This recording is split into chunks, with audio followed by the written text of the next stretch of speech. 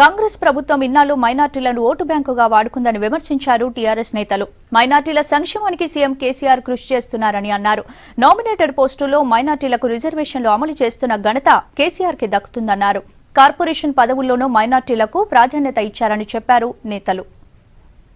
మదియాష్కి పాచికల్లు దాగిన కోతి లెక్క పిచ్చి పిచ్చిగా మాట్లాడుతున్నాడు. ముఖ్యంగా వ్యక్తిగత విమర్శలు, దిగజారుడు మాటలు, సభ్య సమాజం తలదించుకునేటటువంటి పదాలు వాడడం, ఆ రకమైనటువంటి ప్రవర్తన గతంలో ఎంపీగా పనిచేసినటువంటి వ్యక్తి, అది సరైనది కాదని ఆయనకు నేను సూచిస్తూ ఉన్నా. ఆయన ఒక్క పదం వాడితే మేము అటువంటి 100 పదాలు వాడాల్సి వస్తుంది. కాబట్టి ఎవరు పడితే వారు ముఖ్యమంత్రి గారి మీద, మా మంత్రుల మీద, మా ప్రభుత్వం మీద, మా పార్టీ మీద ఎటువంటి పదజాలం ఉపయోగిస్తున్నారో అందరూ చూస్తూ ఉన్నారు. వాళ్ళకన్నా తీవ్రమైన పదజాలం మేము కూడా ఉపయోగించగలుగుతాం కూడా.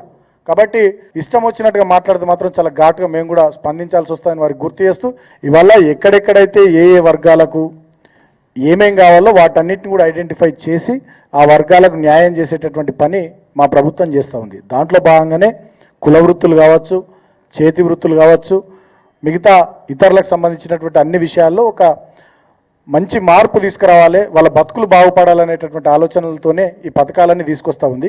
నేను చెప్తున్నది అదే, కాంగ్రెస్ పార్టీకి మాకున్న తేడా అదే. గతంలో ఆయా కులాలను, ఆయా మతాలను ఓటు బ్యాంకుగా చూసింది కాంగ్రెస్ పార్టీ. వాళ్ళ జీవితాల్లో మార్పు తీసుకురావడానికి, వాళ్ళ కుటుంబాల్లో వెలుగులు నింపడానికి ఎన్నడూ కూడా కాంగ్రెస్ పార్టీ ప్రయత్నం చేయలే. అన్ని వర్గాల అభ్యున్నతే తెలంగాణ రాష్ట్ర అభ్యున్నతి.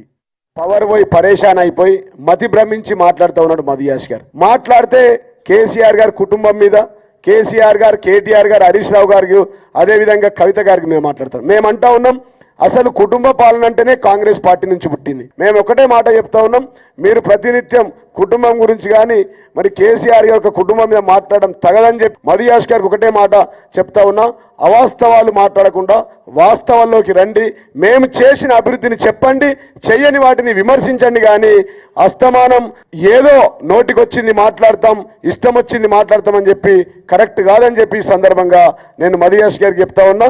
దేశ చరిత్రలో ప్రజా సంక్షేమంలో నంబర్ 1 ఎక్కడ లేని విధంగా సకల జనులకు లబ్ధి చేకూరే విధంగా ఒక గ్రామంలో ఎంతమంది ఉంటే అంతమంది, ఒకవైపు చేతి వృత్తులు కావచ్చు, కుల వృత్తులు కావచ్చు, ప్రతి ఒక్కరికి లబ్ధి చేకూరే విధంగా ఈ ప్రభుత్వం ప్రయత్నం చేస్తూ ఉంది. మైనార్టీల పట్ల చూపిస్తున్నటువంటి ప్రేమను చూస్తూ ఉంటే ఖచ్చితంగా భారతదేశం లౌకిక రాజ్యంగా కనబడతా ఉందని చెప్పి సందర్భంగా తెలియజేస్తాను. 42 సంవత్సరాలు పరిపాలించిన కాంగ్రెస్ కావచ్చు, 17 సంవత్సరాలు పాలించిన టీడీపీ కావచ్చు, వారు చేయలేనివి, వారు చేతగానివి, వారి నుంచి ఇవ్వలేనివి కూడా ఈ ప్రభుత్వం చేసి చూపిస్తుంది. అందుకోసమే ఈరోజు గౌరవ ముఖ్యమంత్రి గారికి యావత్ తెలంగాణ ప్రజల తరఫున హృదయ